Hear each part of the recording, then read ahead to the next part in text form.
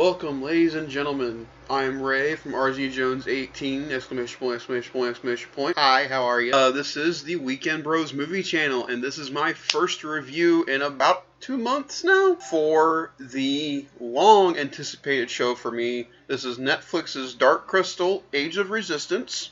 Another time, another place, another time. Oh.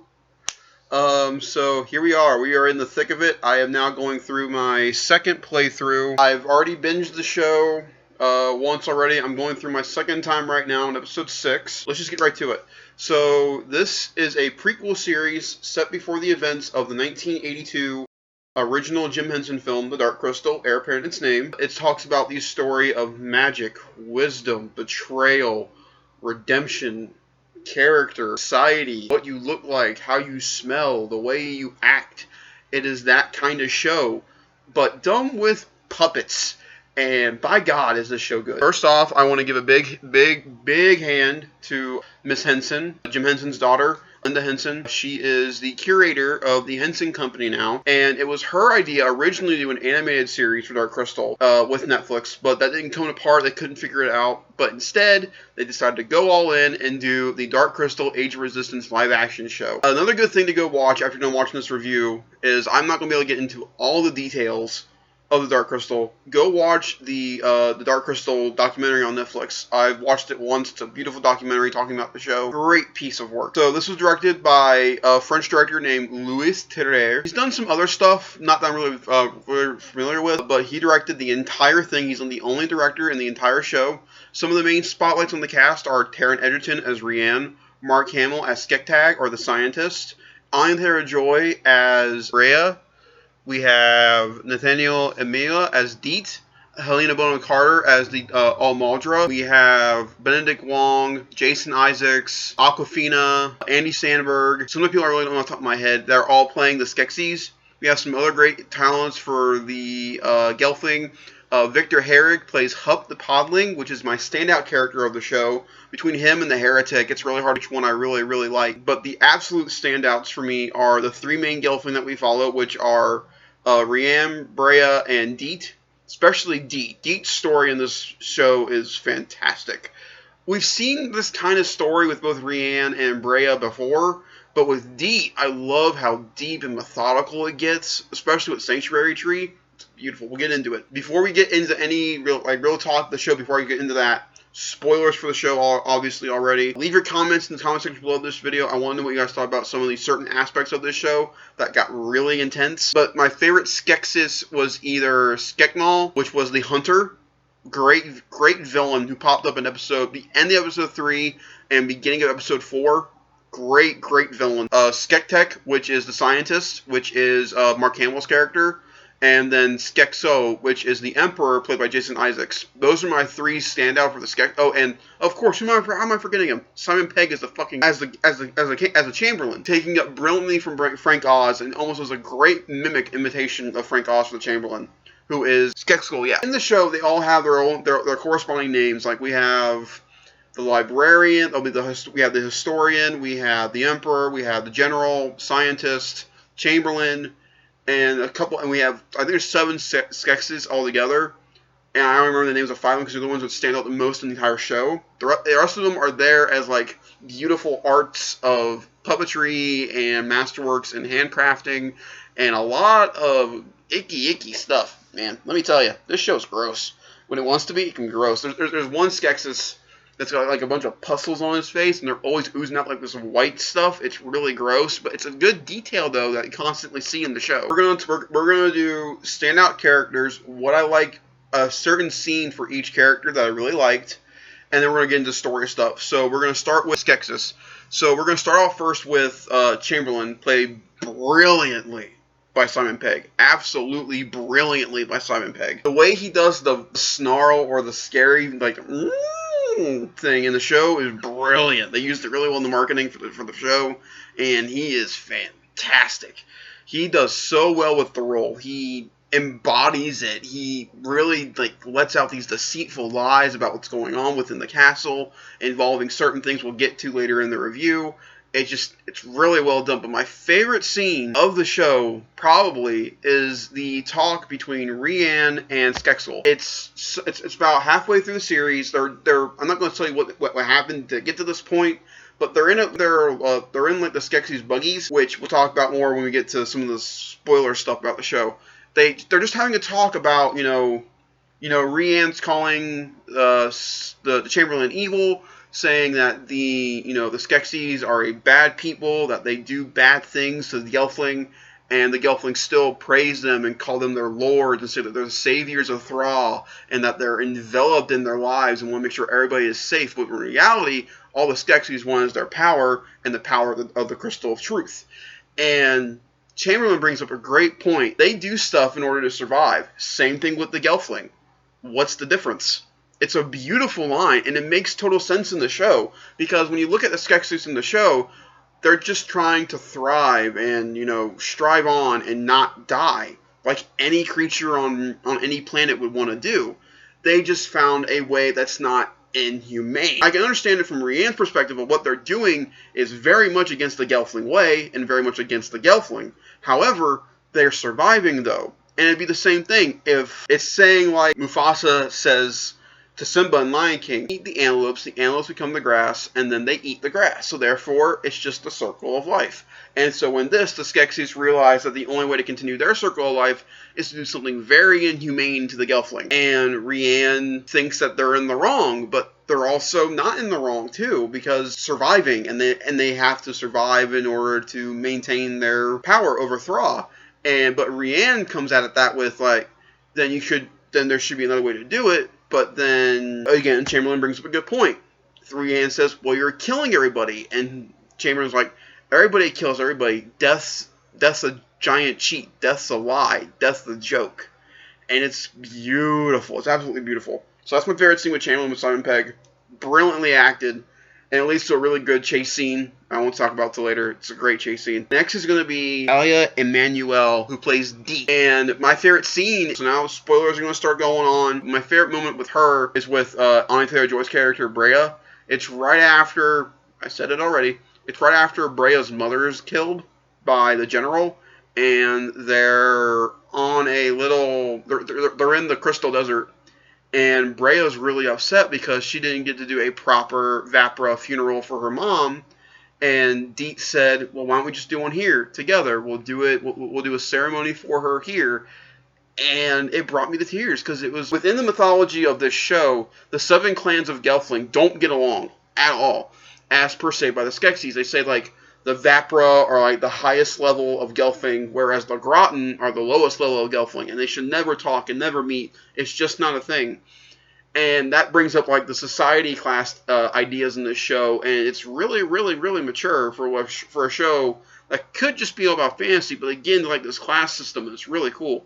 And seeing this Vapra just fall into the hands of this Groton, who all wants to do is embrace her and tell her it's going to be okay. We'll give your mother a proper burial, and we'll get revenge for her against the Skeksis. It's a beautiful moment in the show. It leads to my favorite moment of the show, which is the funeral, also the song between all the Gelfling. It's a beautiful moment in the show. Beautiful moment in the show.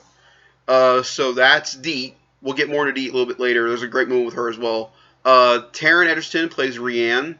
He has a lot of great moments in the show because he's the main focal point. He's the one trying to get everybody to realize what's going on with the Skeksis because he's the one that witnesses what happened to Rhea. From that point on, Rian's journey is to try to get all the Gelfling clans together and find a certain object to help fight and all that kind of stuff. We'll get to that in a little bit. His best moment for me is the moment when he goes to Stone in the Wood, which is his clan's home. There are 7 clans of Gelfling, but the 3 we mainly step on are Hurrah, Stone in the Wood, the Groton, which are the 3 main areas we go to in the show, along with the castle, the Crystal Desert, Ulgra's Overture, and the Circle, the 3 Suns, which is where the heretic lives. Those are like the 6 locations we mainly stick with in the show. He's at a podling party. There's a thunderstorm going on, and podlings, by the way, the podlings are awesome in this show. Love thunderstorms, so they're having a giant party, and Rian goes in and has a drink to Gelfling show up. It is sister of Grenjin, and it is Terra, who is the daughter of the Almaldra, and also a Vapra, who wants to get revenge for Rhea. And they have this, all the Gelfling have this beautiful moment together with Green Fast, which is where they put their hands together and they're able to like go through their memories and show each other what they've seen. And it's a beautiful moment when Rian can finally relax and realize people understand what he's talking about. He's not alone anymore. He knows people understand what's happened to Rhea. And the best moment is that his father, Bordon, played by Mark Strong, brilliantly, by the way. And his father realizes, I've been arrogant this entire time, not been listening to my son, only treating him as a soldier and as a son, and believing these creatures who have fed him false lies. And it's a great moment between the two of them. They have a great hug that leads ultimately to a scene I kind of saw coming after they had their great moment together, which happens in any kind of film. It's a cliche thing. Great moment, one of them has to go, and then Rian's the main character of the show. Auradon goes by the Hunter, which is a great fight. But yeah, and then we also have Rhea, played by Anya Taylor-Joy, who I thought was Natalie Dormer the entire time. I was wrong. Annika is played by Natalie Dormer. I really didn't recognize her character at that point. Rhea has my favorite moment of the show with her is the scene with Lore, the first time they meet. Her journey in the show is to find out, the answer of Thrall. Like, why are the Skeksis doing what they're doing? And it all leads to the bottom of her mother's throne, and there are these seven icons that all represent the 7 clans of Gelfling. She's like, well, the only way to do this right is to put them in class order, which is the Vapra being first and the Groton being last. She realizes that it's actually not true, it's all a lie. All Gelfling are the same. They are all the same person, all the same being. That leads to the beautiful rendition of this character called Lore, who looks CGI from when we first see him, but he's actually a beautifully done puppetry by the people over at the Henson Company. It's a great moment between her and this rock creature, but you feel for the rock creature and you feel for Rhea at the time. And then we have Mark Hamill as Skektek, the scientist. And I'm going to be honest, earlier this year, Detective Pikachu came out, and Ryan Reynolds played Pikachu, and all I heard in the entire film was Deadpool. And it was a bad thing for me, because I didn't want to hear that. I wanted to hear Ryan's interpretation of Pikachu. Different with this is that Mark Hamill sounds a lot like Mr. Clown in the show, but I didn't really get to hear a lot from the scientist in the movie, so therefore my interpretation of this crazy, fanatic, downright insane Skeksis is the Joker, and it's awesome. He has a great moment when they have to interrogate him, and they take his eye out, and it's dark. Speaking of, so that's my character moments. We're just going to get right into it. This show is not for children. You watch a Skeksis eye get eaten. Like I said, Almaldra, Rhea's mom, Hera's mom, Celadon's mother, is killed in front of them by a slash in the gut, and you see pink blood on the floor. Watch Ardon, Rian's father, brutally killed with the Hunter who died. When the general dies at the end of the finale of the show, when Chamberlain kills him, you just watch him slowly just decay. It's really dark. The first episode has the first death of the show with Rhea, and it's when they ask for the essence. I love when he says that. And he just sticks these things into her back and drains the essence out of her while she's staring into the crystal. And you just watch her slowly just go away. It's really, really, really dark. The other prey should go to the puppet masters. They go through all the puppeteers with the voice act end of each episode. I don't remember all their names, but the puppetry in this show is so well done, and they put CGI where it works. Like, they take away like all the rods, so that way you can't see all the rods as they're working. It's so well done. The facial expressions, the way the Gelfling move. There are certain areas where you see like the full body and it doesn't look weird. The only scene I was uncomfortable with when it came to the puppets was the kissing part at the beginning of the show. I'm glad it was just at the beginning, because I did not like it at all. All that being said, so many characters, an enthralling story, a dark tale that needs to be told, in my opinion, with a lot of really deep messages about, society, how we feel about each other, a redemption story for characters, an adventure for some, a destruction for others, an empowerment for one person, and a self-reflection for somebody else. You get a lot out of this show. I didn't even mention the heretic or Hup, the podling.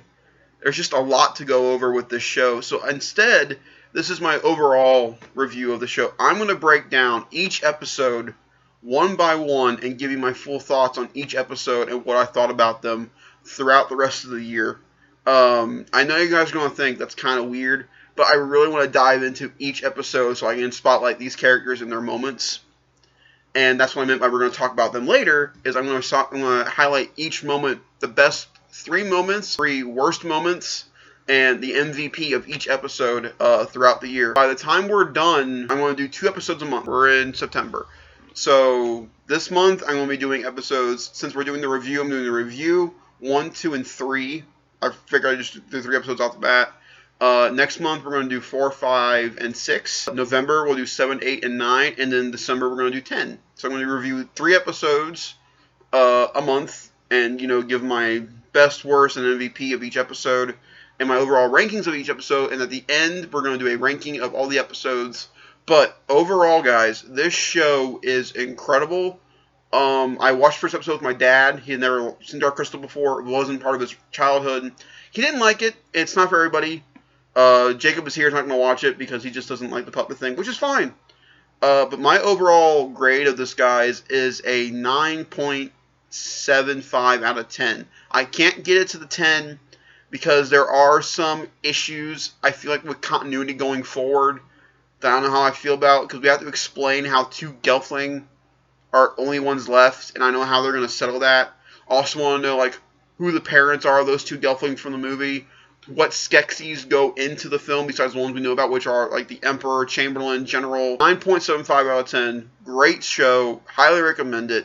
Thank you very, very much for watching. Make sure you like, subscribe, hit the notification bell, which is going to be Emmy's head, and we will catch you later in the podcast for an extra review on the Weekend Movie Bros channel. Until next